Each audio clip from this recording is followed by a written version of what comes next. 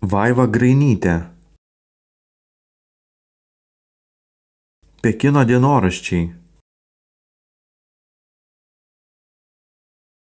Pekino dienoraščiai – unikali knyga.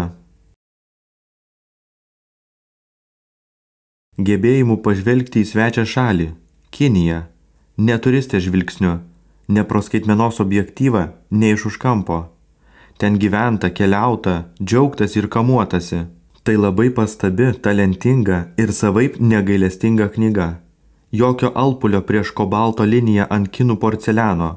Jokios kapituliacijos prieš karštį ar nepriteklius. Jokio nenoro atrodyti ir parodyti geriau, nei buvo ir yra.